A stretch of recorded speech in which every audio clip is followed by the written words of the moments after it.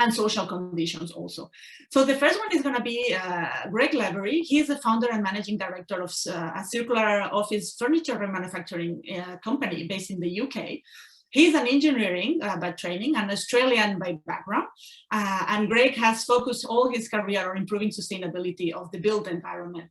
So prior to his current role, Greg built from the ground up what became Australia's largest solar business and assisted organizations to create innovative sustainable business models. Now, with Right Office, he leads a truly circular business model that balances the economy, the environment, and the social considerations. You will see that. So Greg, thank you for joining us.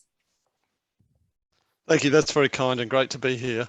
I'll just put up some slides to really illustrate what we do. So you've seen what I look like now, not particularly pretty, but let me get some slides up that talk through what's going on in the whole built environment regarding the circular economy, specifically the sort of buildings, which is what we focus on. So hopefully everyone can see that. So what we're going to talk about is our perspective, and to start off then, a quick recap on what's happening in the building industry supply chain right now.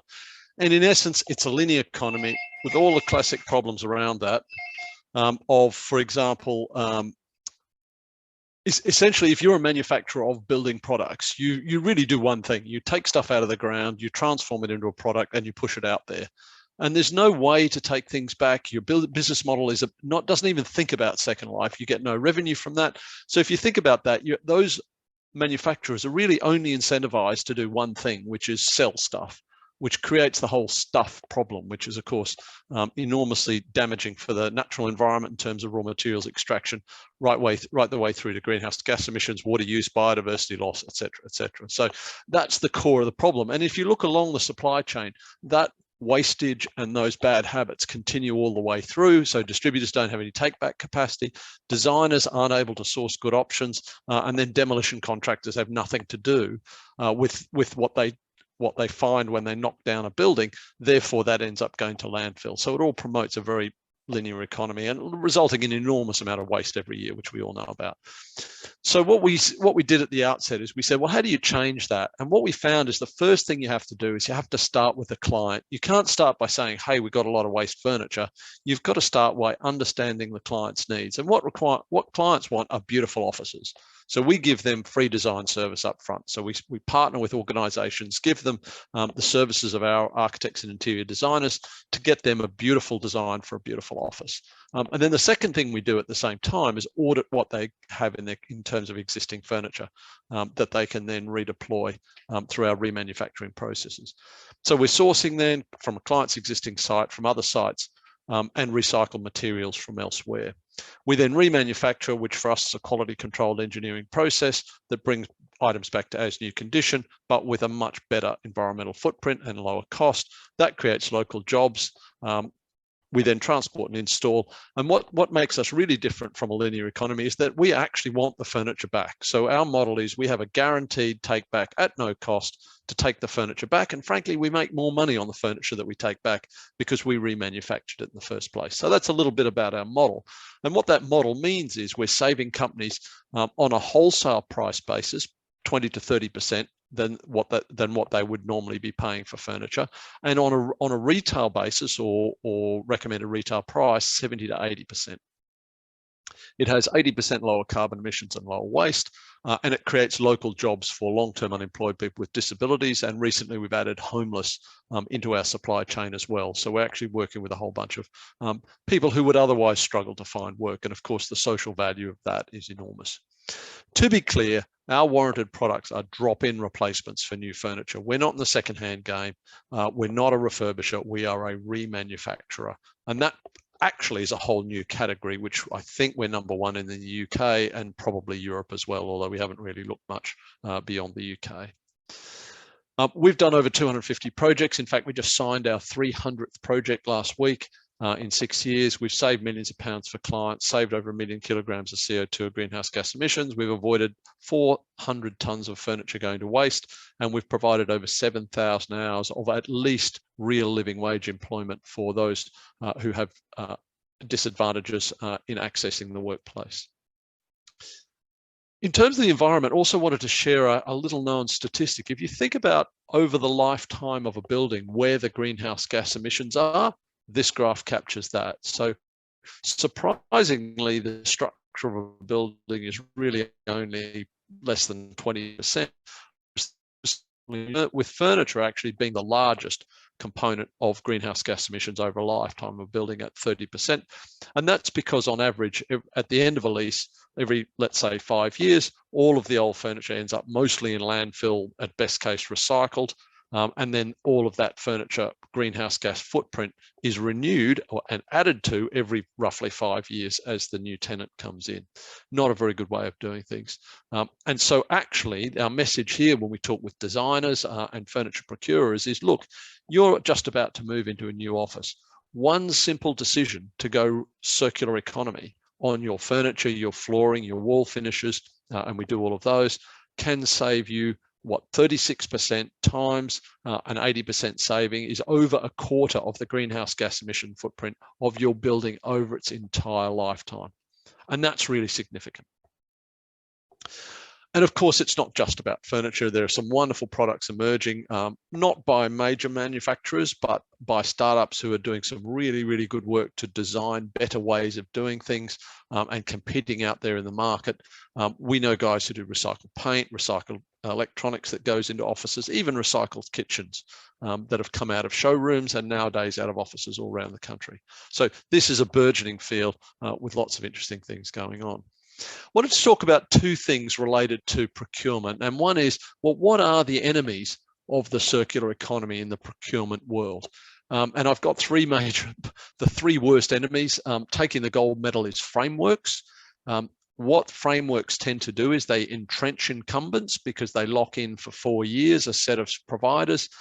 If you look at the way that frameworks are written, and we're fortunately in the UK, there's a couple, the NHS and universities now have a framework for sustainable furniture. So that's fortunately come around after a lot of lobbying from ourselves.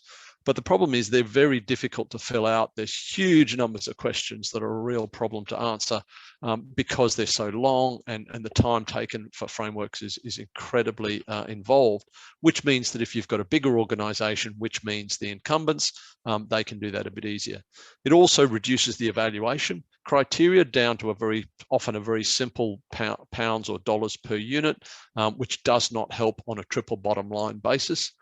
And it precludes startups and SMEs in many instances. Capital requirements, balance sheets, all those sorts of things make life very difficult because often they're assessed.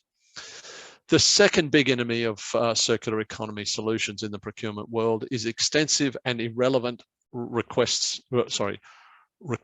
for quotations. And for this matter, some of these matters relate to frameworks as well. What we tend to spend a lot of time when we're dealing in public procurement and sometimes private procurement is proving that we're not encouraging modern slavery, which, I mean, for many companies have no visibility at all. And of course, these questions are very relevant. But we actually know every one of the guys that work for us that do all of the remanufacturing. We know they've come from disadvantaged backgrounds, and we know we pay them at least real living wage. So that's not an issue. ISO 14001, well, look, that's a very uncreative way to approach a better sustainable outcome. We've got much better things we do. So why are we having to answer questions around that? We also we were asked the other day for £5 million public indemnity for a requirement for, actually we weren't doing any work around that design side of things on that project. So we said, why is this relevant? And often we're asked for building contractor qualifications when all we're doing is pushing furniture into an office. So real pain in the ass for RFQ questions. Thirdly, often in procurement, disposal activities or waste contracts are disconnected from supply contracts. So if we're providing furniture that is also drawing on existing furniture, which is in a completely different framework, we are essentially siloed out from the ability to think across different procurement categories in order that we can use some of that furniture in what we do when designing and creating new spaces for that same client. So there's the sort of top three enemies. However, we've also identified 4 friends of the circular economy in procurement. One is determined individuals. So I would encourage anyone out there who believes in the future of a circular economy and procuring it to stay determined, get out there and figure out ways to do it, because every one advocate that we've met who's determined has managed to source circular regardless of all the hurdles, including supply chain frameworks and all sorts of things. They were able to do it. So there is a light at the end of the tunnel if you're finding that difficult. Secondly, triple bottom line evaluation criteria with proper even weighting across that. So on the environment category, I mean, obviously cost assessment, there's millions of different criteria for that. But in the environment category, some of the best tenders that are thinking best about the best outcomes for the local community and in fact the whole nation, they're also evaluating based on percent remanufactured and reused, greenhouse gas emissions avoided, end of life take back and criteria like that. And they're also looking at social aspects as well. So local employment, real living wage employment, the use of disadvantaged labour, the use of local trades and small medium enterprises and social enterprise suppliers. And imagine if you properly assessed a tender across the three triple bottom line aspects, which is economic, environmental and social, and provide an even weighting on those, you're ending up with a whole lot better society, a lot better economics across the whole on a societal level, and a much better environment as well. Third friend of the circular economy in procurement is net zero carbon commitments. And we've seen many organizations sign up to very aggressive commitments recently. What a net zero carbon commitment means is not just your own operations need to be net zero carbon, but actually every single supplier in your supply chain. And that's massively changing things, not only for those organizations who've signed up, but anyone who supplies to them or supplies to someone who supplies to them, et cetera, because it's about the whole supply chain. The fourth friend is language. And let me give you an example. So if I said to you, hey, would you like new furniture or remanufactured, stroke reused, stroke recycled, stroke reclaimed, whatever the source of that furniture is, what would you say? You'd probably say new. However, if we called a spade and said, how would you like high carbon furniture made from virgin resources? Or would you like a desk that was in the James Bond movie Spectre? Everyone, of course, says, regardless of whether they like the James Bond movie Spectre, not the finest work, but nevertheless, a James Bond desk is a lot cooler than something that's going to wreck the planet. So you've just answered the exact opposite of that initial question, new versus remanufactured. So language is really powerful. Please think about how you structure up your language. And finally, I just wanted to finish with a few photos. I mean, for us, the key message here is this is not a compromise. You can get the same furniture at the same quality, at the same functionality that's beautiful, but at a lower price. So that's the economic, a much smaller environmental footprint, like 80% less, and create local jobs for those who need them most in your local economy. And you're not compromising on the design. And hence what I have here is just a number of photos to show you what's possible. And that indeed there is no compromise on quality in some of these beautiful offices that we've done this year. Love to hear from you. That you can sign up to our newsletter either via this QR code or via ripeoffice.com and receive a newsletter that talks about what's happening in the circular economy, the sustainability in terms of building development and fit outs, and much more than that, some inspirational case studies. And here's our contact details. So that's all from me. Love to hear questions in the Q&A session. Thanks a million, Greg. And it is what I like, one of the main friends, and it links to the session 2 days ago about the risks. In the end, the committed individuals, they manage to go over all those risks. So in the end, are they real risks? Because if somebody manages to go through all of them and do a tender and really buy refurbished, circular, differently, then it really shows that the risk might be more perceived than real for many of the cases. We have 2 questions that came through, and one is from Rob Arkell that I also had. If you could make a better distinction between refurbished and remanufactured. Yeah, so the way we think about it is remanufacturing is an engineering process that's quality controlled, that strips an item back to its basic elements, checks them for any damage, resurfaces those, and then rebuilds the item to as new condition with a warranty to match. So it's a proper engineering process, like most of the major photocopier companies do for their photocopiers, or Caterpillar does for its engines. Refurbished is about taking small elements and making them better and clipping them back in, basically. And refurbished might be replacing a part that's broken, but it's not a top to bottom authoritative solution for it. It's really just to make it a bit better and fix the bits that are broken. And then reclaimed is another definition, which is really about making sure something doesn't go to waste. And then reclaimed can be either remanufactured or refurbished. And this language is very important because we think there's a whole new category of products that are emerging that are truly remanufactured. But the problem is it's not very well understood. So that's our cross to bear. I mean, we're the first mover in this, and we're trying to educate everyone on the difference.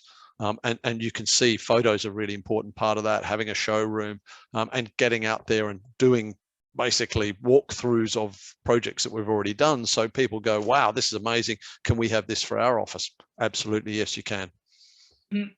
Yeah, thanks. There's also a question by Rosemary that will participate later, and she's asking, what are some of the best examples of triple bottom line evaluation criteria that you've seen, like in practice, like real tenders? Yeah, so real ones. So North Wales Police did an extraordinarily good one. Public Health Wales did one a few years ago for their Cardiff office and Swansea office. And then the other one, the most recent one, before that as well, in between those two projects was North Wales Police. We've actually written a blog that pulled together. So if you go on rypoffice.com with a Y, rypoffice.com, and look through the blogs there's one of those blogs that talk about government procurement and what good evaluation criteria can be. And that pulls together the best practice of what we've seen. Key message there is, whilst every organisation has its procurement process, it's up to the individual who's the project sponsor to write the evaluation criteria. So that's where you have full license to put in the full triple bottom line evaluation. And you're quite able to weight price 20%. That's entirely up to you. Right now, most tenders it's around 80%, but it's fully up to you as the procurer to make that decision of what you want for your project. And that's where you can bring in some of these other forms of value. And if you haven't seen it, the social value portal has a brilliant calculator called TOMS that calculates just how much an hour of employment of a long-term unemployed person with a disability is worth. And the answer is a very large amount of money. So if you're actually doing a proper socially, environmentally adjusted accounting for a project, you should absolutely be including those in. And of course, the triple bottom line approach is all about building in community environmental aspects as well as financial savings. In that regard, do you have like some example? How many jobs creation do you produce at RIPE office? Yeah, hard to say. So we work with the disadvantaged in various different ways, and it depends at any one time. I mean, so we've got a team of around 20. I think 3 of them have come from that background who are in our full-time team. It's when we go and work on a site in a remote area, which is not in London. When we go out to a project in Wales, and we've done 5 of them, we've employed up to 8 local long-term unemployed people who live within a bus ride of where those projects were. And that's really significant because there are no jobs in many of those locations. They're 3rd generation unemployed, follow the shutdown of the mining in Wales, for instance, the coal mining. So it's not about creating jobs for the disadvantaged necessarily in London, although we do that as well, working with former homeless people who work on installations for us, for example, but training actual refurbishers a long way away from the centre of London in the economic centre. When you're out in the hills of South Wales, that's creating really meaningful employment where there pretty much is none. Thanks a million, Greg. I think I'll go to the next presenter, but we will have the